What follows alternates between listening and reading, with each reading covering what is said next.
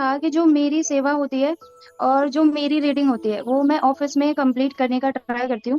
तो हाँ। प्रभु जी मुझे ये डर रहता है कि कई बार मतलब आते जाते रहते लोग, तो कोई मुझे अगर सेवा करते हुए पकड़ लिया तो मैं उनको क्या जवाब दूंगी। क्योंकि रीडिंग का फिर भी मैं बोल सकती हूँ कि मेरे पास थोड़ा टाइम था तो मैंने रीडिंग कर रही थी मैं। बट वो सेवा जो होती है प्रभु जी उसमें प्रॉपर एडिटिंग वगैरह, तो वो मैं बहुत बहुत छुप छुपा के करती हूँ। तो ये सही है क्या प्रभु जी? वही माता जी कि ये थोड़ा सा लंच वगैरह में आप ऐसा कर सकते हैं, तो थोड़ा आपके जॉब पे भी दिक्कत ना हो। कुछ इस तरीके का लंच वगैरह का ड्यूरेशन है, उसमें तो कोई किसी को कुछ नहीं बोलता है। तो उस समय ऐसा कर सके तो अच्छा है, क्योंकि एडिटिंग वगैरह ये सारी चीज़ें तो मतलब वही है कि लोग अगर कोई देखेंगे तो फिर थोड़ा आपके ऑफिस के लिए ठीक नहीं रहेगा। तो क्योंकि रीडिंग वगैरह तो क्या है कि आप 5 मिनट मौका मिला, नॉर्मली लोग अपने व्हाट्सअप चेक करते ही हैं।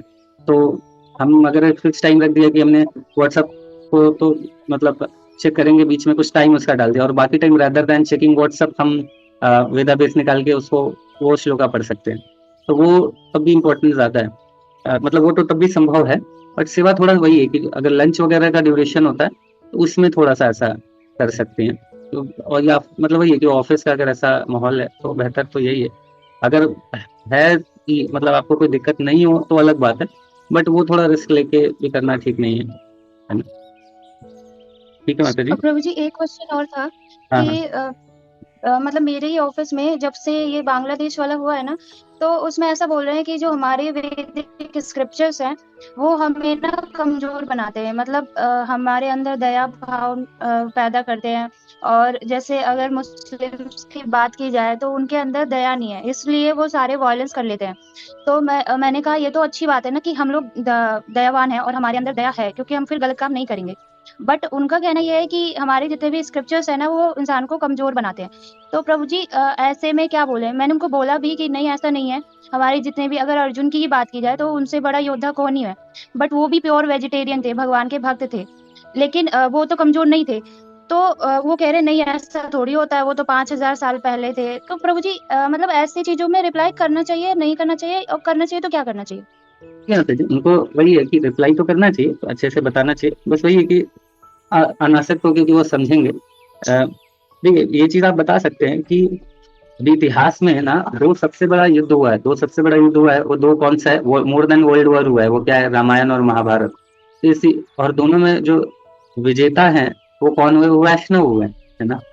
तो इतिहास इस बात का साक्षी है कि वैष्णव, है ना, भक्त, वो कभी अननेसेसरी के फाइट में नहीं जाते हैं, क्योंकि वो उनका पर्पस नहीं है ना? उनका पर्पस डिफरेंट है। बट जब रिक्वायरमेंट होगी और जब फाइट अनअवॉइडेबल है तो फिर डिवोटीज उसको भी छोड़ते नहीं है ना? हमारे चाहे वो महाभारत हो, रामायण हो, या इवन अभी मायापुर में मैंने बता कई बार डिस्कस किया भी है, अभी मायापुर में भी एक भक्त मतलब हमारे परम पूज्य जयपताका स्वामी महाराज जी ने गोली भी चलाई है ना? तो उन्होंने गोली भी चलाई है उन्हीं लोगों का बंदूक छीन के, है ना? तो क्या है कि जब रिक्वायरमेंट है उस समय इसी तरीके से ये कुछ बांग्लादेशी मुस्लिम्स वगैरह आते थे, और कुछ जो ये लोगों को मिला के, कुछ भारत के लोगों को मिला के, और वो लोग अटैक करते थे, तो महाराज जी ने गोली भी चलाई है उनके ऊपर, है ना? लड़ाई भी किया है भक्तों ने, फाइट भी करा है। तो वैसा नहीं है कि हम दामोदर कह रहे वृंदावन में खतरनाक वाला फाइट हुआ वृंदावन में भी। वृंदावन में हम लोग अभी गए थे तो डिवोटीज के साथ एक होटल वाला था, वो थोड़ा ऐसा ही बदमाशी कर रहा था। तो फिर मतलब अच्छा खासा हमने उसको फिर सबक सिखाया था ना, पुलिस वुलिस को भी बुला लिया हमने, फिर उसके बाद उसको अरेस्ट भी कराने वाले थे, तो सब चीज करा के फाइनली हमने छोड़ दिया कि चलो ठीक है, अभी ज्यादा भी इसको अगर मतलब ज्यादा द्वेषी है तो उसका बाकी सब चीज हमने टॉलरेट कर लिया था, हमारे से बदतमीजी से बात कर रहा था, सब चीज टॉलरेट कर रहा था, टॉलरेट हम लोग कर रहे थे। बट फिर भक्तों के साथ वो थोड़ा बदमाशी करने लगा, फिर कुछ थोड़ा ऐसा वर्ड बोलने लगा इस्कॉन के अगेंस्ट, तो फिर वो हम लोग टॉलरेट नहीं करें ना, फिर हम लोग उसका अच्छे से बैंड बजाया। बाकी इवन वो अगर मतलब वो वीडियो का क्लिप अगर किसी डिवोटी से लेके आप दिखा देंगे उनको, तो वो तो डर जाएंगे कि अच्छा भक्त लोग ऐसे होते हैं क्या, है ना? तो क्या है कि तो इसलिए हम लोग अनअवॉइडेबल मतलब चाहते नहीं है इन चीजों में पढ़ना, है ना? जहां तक हो सकता है हम चाहते हैं कि इन चीजों से बच के अवॉइड करें, क्योंकि हमारा पर्पस है बट जहाँ रिक्वायरमेंट पड़ेगी कि अब अवॉइड नहीं किया जा सकता, तो बिल्कुल हम टॉलरेट नहीं करेंगे। जब हमारे ऊपर चीजें हैं, और प्रिंसिपल भी यही है कि जब हमारे ऊपर चीजें हो तो हमें टॉलरेट करना चाहिए, लेकिन जब अगर हमारे आचार्य के विषय में कोई बोल रहा है या बाकी भक्तों को कुछ परेशान कर रहा है, तो देन हमें टॉलरेट नहीं करना चाहिए, बट अपने लिए हमें करना चाहिए। तो यही प्रिंसिपल है और इसी प्रिंसिपल को हम फॉलो करते हैं, है ना।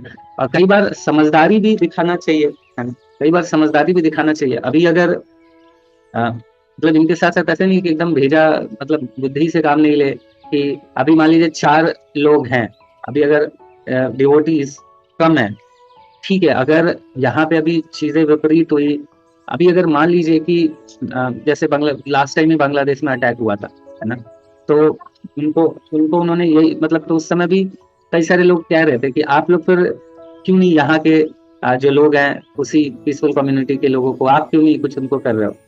तो फिर हमने उनको यही बताया कि देखो, हम लोग उस समय भी ये था कि अभी तो खैर गवर्नमेंट ही नहीं है, बट उस समय गवर्नमेंट ही तो इस्कॉन ने काफी प्रेशर डलवाया था यहाँ के मतलब ऑफिस से, पीएम ऑफिस से काफी प्रेशर डलवाया था वहां पे, बट अभी तो खैर गवर्नमेंट नहीं है तो कुछ कर नहीं पा रहे थे, बट उस समय तो काफी प्रेशर डलवाया था।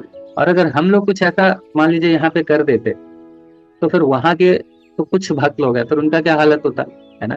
या अभी ही कुछ डिवोटीज हैं, अभी कई बार अटैक हुआ था तो डिवोटीज ने फिर फाइट करा था, लेकिन अभी ऐसी विपरीत परिस्थिति थी, अगर अभी ये लोग एग्रेसिव हो जाते तो फिर आप सोचिए चीजें और वर्स्ट हो जाती। तो क्या है कि समझदारी भी, बुद्धि से भी काम लेना चाहिए, है ना, इंटेलिजेंस को यूज करना है कि किस तरीके से कब हम कर सकते हैं एग्रेसिव, मतलब कब हम जो एंगर है या एग्रेशन है उसको भी भगवान की सेवा में लगा सकते हैं, कब हमें टॉलरेट भी करना चाहिए। तो ये सारा चीज ना बहुत समझदारी से ही काम लेना चाहिए, rather देन जस्ट इस तरीके से हम करके और फिर चीजों को बहुत खराब कर दें। क्योंकि हम जो डिवोटीज हैं वो सिर्फ एट प्रेजेंट के विषय में नहीं सोचते हैं कि चलो मुझे कोई प्रॉब्लम हुआ मैं बैंड बजा दूं इसका, ये भी सोचते कि मेरा ये एक्शन ना आने वाले जितने भी भक्त लोग हैं ना सबको प्रभावित करेगा, सबको प्रभावित करेगा, है ना। तो वो सारा कैलकुलेशन के साथ करते हैं। तो ऐसा नहीं है कि भक्त लोग कायर है या फाइट नहीं कर सकते हैं, करेंगे, डेफिनेटली करते ही हैं, लेकिन जब चीजें अनअवॉइडेबल हैं, और दूसरा कि जब प्रिंसिपल वाइज फाइट जरूरी है, एक तो पहला क्या है कि अनअवॉइडेबल है, दूसरा प्रिंसिपल वाली एज पर प्रिंसिपल शास्त्रों के हिसाब से फाइट जरूरी है, और तीसरा उस फाइट से बाकी भक्तों पे कैसा असर पड़ेगा, है ना, बाकी लोगों को क्या कितना कष्ट होगा क्या नहीं होगा, इन चीजों को देख के डिवोटीज फिर डिसाइड करते हैं, है ना। तो वैसा है। ठीक है माता जी। प्रभु जी, एक लास्ट क्वेश्चन है कि हाँ जब हमारे फैसिलिटेटर या मेंटर्स के बारे में कोई भी कुछ उल्टा बोलता है, मतलब मेरे साथ ये हुआ है कि मेरे सामने ही हिज ग्रेस वेदांत चैतन्य प्रभु जी के बारे में कुछ गलत बोला गया है, और वो ऐसा पर्सन बोल रहा है जो खुद ही ये प्रैक्टिस कर रहा है। तो उस टाइम पे प्रभु जी मुझे क्या रिएक्ट करना चाहिए? क्योंकि उस टाइम पे मुझे बहुत गुस्सा आया कि आप इतने टाइम से प्रैक्टिस कर रहे हो और आपको नहीं पता कि मतलब प्रभु जी की मतलब कैसे रिस्पेक्ट करें, या इन सब चीजों को लेके प्रभु जी मुझे उस टाइम पे बहुत गुस्सा आया। मेरे माइंड में उस पर्सन के लिए बहुत नेगेटिविटी आ गई कि ये कैसे बोल सकते हैं प्रभु जी के बारे में।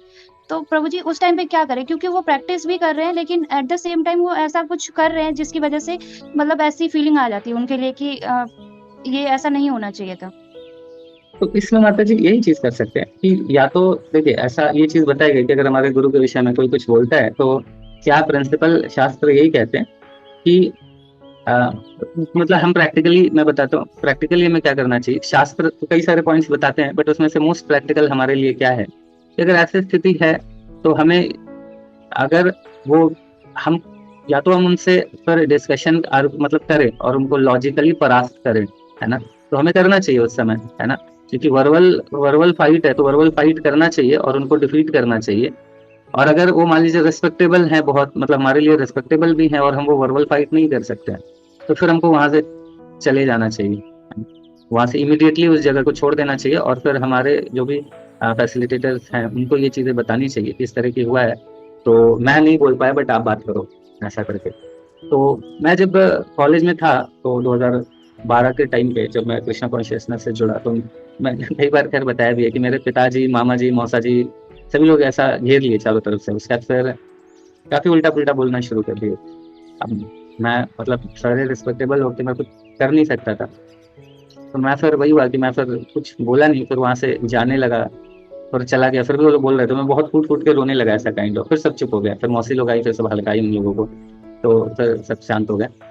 उसके बाद से फिर कभी बोले नहीं। तो मतलब वही है कि हमें हम अगर या तो हम वहां से इमीडिएटली खाली कर दे जगह, है ना, हम बोले कि मैं इसके विषय में कोई बात नहीं करनी, और या फिर हम उनको डिफीट करें लॉजिकली।